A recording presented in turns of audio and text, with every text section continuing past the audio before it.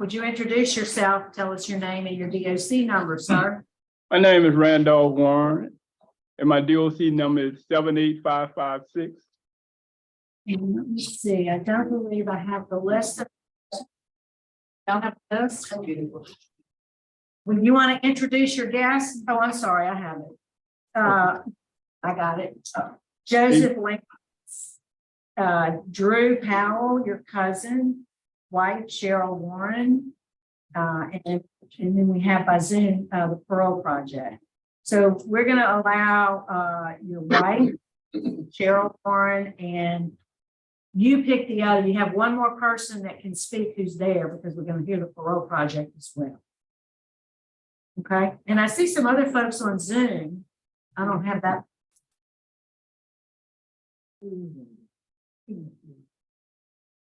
Here we go. Okay, you have there with you Melvin Mason, your brother, Sharon Mason, your brother, Melvin Jones, a nephew, and a sister, Rebecca Jones. So you can have 3 speakers on your behalf, Mr. Warren. Who do you want to speak? Okay, Mr. Joseph Lennox, my wife Cheryl, and Mr. Carrie Miles, if you don't mind. All right, that's just perfect. Okay. So let me just read some identifying information into the record, and then we'll start the interview process with you. Yes. So, Mr. Warren, you're classified as a first felony offender. You're currently serving a life sentence. You were sentenced in November 1974 for armed robbery and 2 counts of aggravated rape. You received a life sentence on the aggravated rape, both aggravated rape charges that were to be consecutive, and you received a 10-year sentence on the armed robbery. Under Act 544, your parole eligibility date was determined to be June 17, 2022. Is that information correct? June parole date? Yeah, June 2, it's passed. Okay. Right? Is all the rest of the information correct? Okay, yes, it is. All right, so how long have you been in jail, Mr. Warren? Your case was assigned to me, so I'm going to take the lead on the interview. How long have you been in jail? I've been incarcerated now for 49 years and 10 months and 4 days. 29 years, 10 months, almost 50. Yes, ma'am. So you have a birthday coming up in August? You'll be 70? How old? Yes, I will be. Yeah. 70 years old. Okay. And you only have 5 write-ups in almost 50 years. That's just remarkable. How did you manage to do that? Oh, by keeping myself hopeful and positive, and just keeping hope alive in my life, that one day, I would get a chance to, gain my freedom. So I didn't have anything, as far as a criminal past or anything like that. So only thing I had to do was just keep maturing in here and stay positive. So you did complete the sex offender treatment? Yes, I did. Okay. Yes, I see. What did you learn about yourself in that program? Well, I learned that being through the program that it was very essential, to a person development, identifying where he fell short at, and entertaining and recognizing, then applying, yourself to make a change in your life. And I just thank God, that it was beneficial to a lot of people, as well as myself. And that was the first time that I learned about the word being sympathy, empathy. That means put yourself in the other person's shoes, and try to understand what they're going through. But it was very, very helpful. I see you have lots of other programs that you've taken. I won't list them all, but what was, other than the sex offender treatment, what was the most important program to you that you took, and tell us why? Okay. So many of them, have benefits from it that I could relate to, through life. But one of the most important ones was that I graduated from high school, and that I accumulated associate degree in computer technology. Okay, and upon graduation, my mother and father was proud, they was at the commencement exercise. And that was one of the most important because I learned to do something that I never thought I would. And I understand that computer technology was the wave of the future. So I just, thank God that I was able to attend those classes, and graduate with honors with a grade point average of 3.60. Wow, good for you. I'm sure that made parents proud. Glad they were able to be there for you. Yeah. What is your job? I presently now work at Tractor Repair. Okay. Do have some excellent reviews by prison staff Yeah. about your work. They really like your work. Thanks. Are you able to use your computer skills? Well, I was able to use them, the clerical skills, when I was working at 914 warehouse for 10 years until 2004. And since that time, after I changed job, I just had to stay abreast, by reading material concerning computer technology. All right. I want to acknowledge your attorney has just joined us, Ms. Hogan, and Yeah. you want to just give your name to the record, Ms. Hogan. Good morning, Jane Hogan from the Parole Project here for Mr. Warren, and I'll make a brief statement at the end with the committee's approval. Okay, thank you. So let's talk about, Mr. Warren, why you're here. Why are you in jail? Oh. I mean, I got the record, I know what, but I want to hear your version as to why you think it happened. Why did this happen? Okay. On the day that this happened, okay, I came home, okay, and I was looking for my brother Melvin, just to go hang out. And I went around the corner, and at Donald Kojo's house, he was not there. So when I was leaving this house, I seen the individual that we usually hang out with, and I asked him, have they seen my brother Melvin? Well, he just went on into his house and he didn't hear me. So I just proceeded on and went to, to my girlfriend's house. And then the very next day, I was arrested along with 5 other youths for these crimes. So you're saying you didn't have what I see in the record? Say that again? You didn't do anything? No, not a thing. You see where there were 3 co-defendants and 3 juveniles. Yeah. It was a really terrible incident. Yes. Okay. Let me just say this. We're able to, one of the victims, there were 2 young girl victims in this case. Yeah. And one of the victims contacted our investigator, and she says, and I'm reading this because she asked that we do it.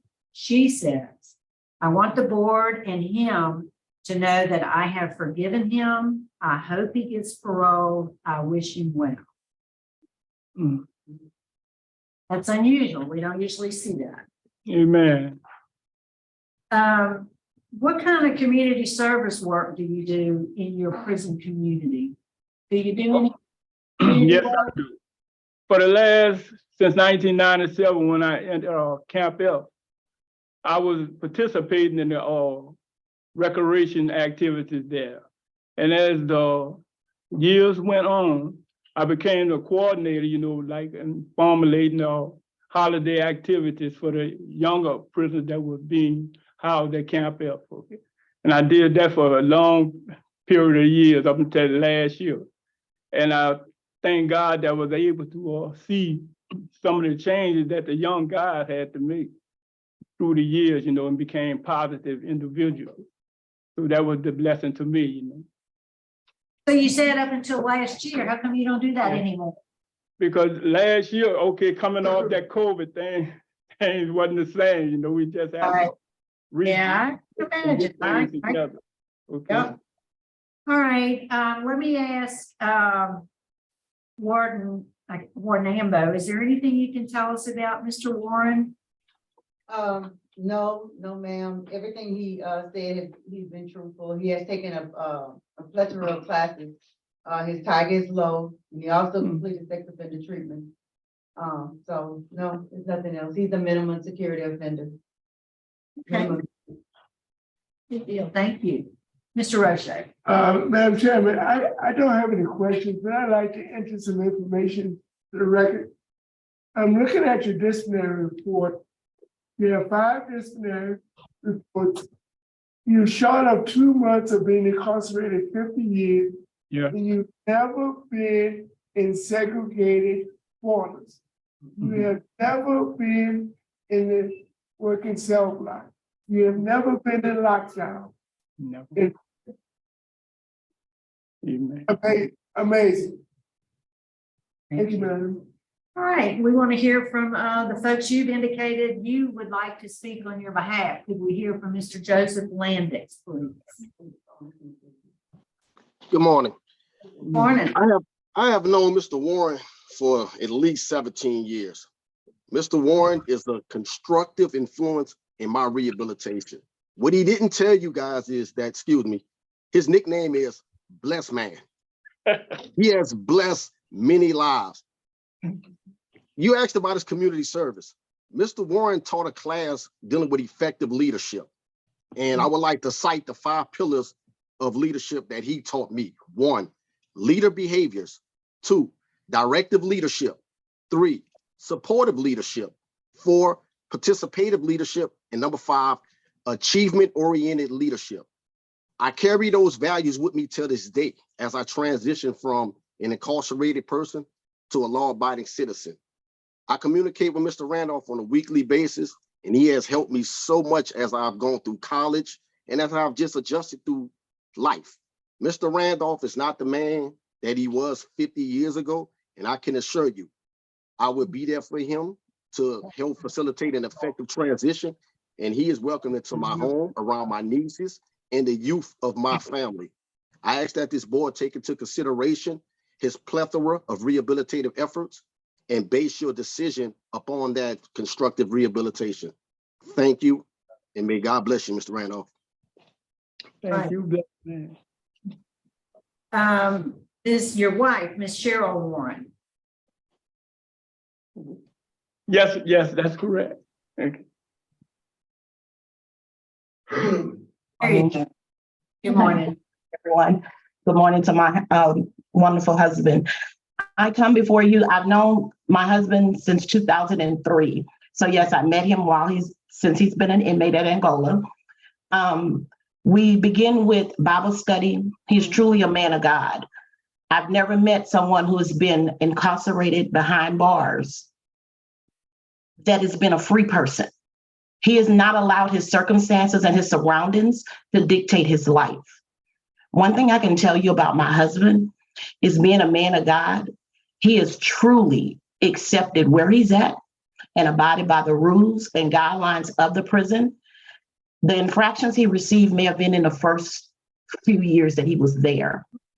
But the man that he is today, the man that I know and love, our children love, our grandkids love, before you is a true man of God who I feel with his family support, with everything that we have to offer him, financial wise, transportation wise, stability, helping him to achieve his dream of having a business, he's going to succeed. And this would be one inmate that would make the Louisiana Board of Parole proud that they allowed him an opportunity to become an active member of society and to be the man that he's intended to be.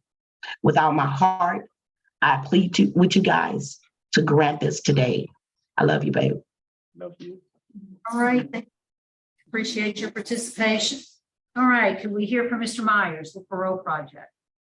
Yes, good morning. Terry Myers with Louisiana Parole Project.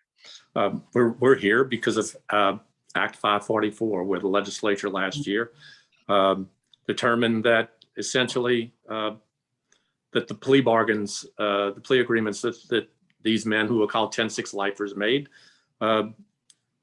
should be at least considered through parole hearings.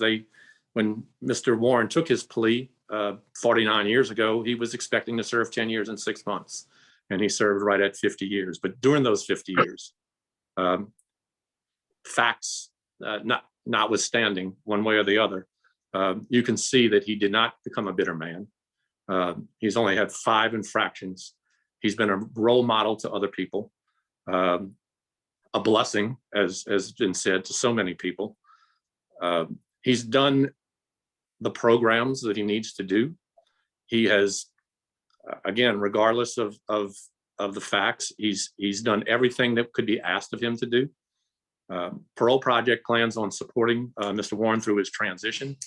Because he will have to register, he is going to go to his relative in Faraday first, and not directly to Parole Project. And that is essentially because the registration fees are prohibitive. And so there's no point in doing that twice. But we will make sure that he has his Medicaid. We will make sure he has his SSI and any other available resources that he needs. He's going to continue to work on his ICOTS so that he can go with his wife, and we're going to be providing every type of support that we can possibly provide for him. Thank you. All right, thank you. All right, Mr. Warren, is there anything you'd like to say before we turn it over to your attorney? Oh, yeah. Okay. Yeah. I just thank God for this opportunity, and it's been long overdue. But God have his own timing in dealing with certain people in their lives. And I just wish that my mother and father were still alive, because, they toiled and sacrificed, with me all these years until the bitter end. And I just want to thank my family, loved ones, and relatives, and my beautiful wife for the support that they have given me through the years. And I just thank God for you all. Okay. Thanks. All right, thank you, sir. Ms. Hogan. Thank you, Ms. Renata. Just to sum up what's already been said, I think that what Mr. Warren's wife said about him, despite his circumstances, not being defined by where he is and rising above and being someone who's truly a free man despite his circumstances, that's apparent to anybody who meets Mr. Warren. In our interaction over the last few months, he has always struck me as exactly as his wife described, joyful, grateful, even though his circumstances would maybe drive other people to the brink of insanity. He rose above it and he became a truly rehabilitated person who not only worked, for Tractor Supply for the last 15 years. Before that, he was working at the Plasma Center with the phlebotomist. Before that, he's always held trusted positions. He's always taken classes to his ability, and he sees all of the opportunities that he's had as a blessing. His hearing was originally set for December, and it was continued for another 4 months. And even after 50 years, another 4 months setback for him, he did not get discouraged. In fact, he completed new classes and sent me new certificates that he's received just in the last 4 months.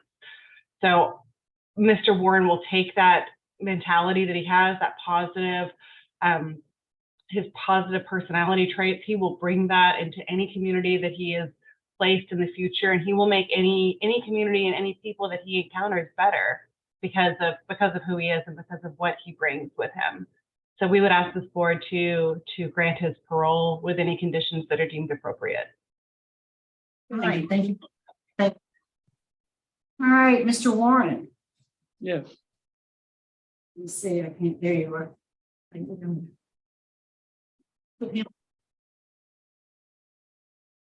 There you are. Okay, Mr. Warren. First of all, I want to say I enjoy talking to you today. I enjoy listening to your family. When I read the record, I was a little concerned about what the outcome from today would be. But listening to you and listening, reading, what all the good things that the prison staff has to say about you, my vote today is to grant you parole to the Faraday residence plan so that you can eventually do the out-of-state plan to reside with your wife. That's my vote. Mr. Rushing? Mr. Wallace, I really, really enjoyed the interview. I think you're an exceptional individual. I agree with your wife. You're truly a man of God. I have sat in thousands and thousands and thousands of hearings. And I think what I heard today, everything that you said, I believe. Everything you said, I believe. So based on an excellent disciplinary conduct, an excellent transition plan, excellent programs, family support, and just an outstanding performance while incarcerated, it's my pleasure to grant your early release this morning. Wise. Mr. Warren, likewise, I've been in this field a long time, and you are exceptional for someone to not commit the crime, believe, that you didn't commit it, and how you walk this out. It's going to be a testimony to many. I concur with my colleagues. My vote is to grant for the reasons already stated on the record. I wish you well. Thank you. Right. Bless your name, Lord Jesus. Thank you. All right. Good luck to you, sir. Bless you. Thank you. There you go. Bless your name, Lord. Thank you. Bless y'all. Thank you.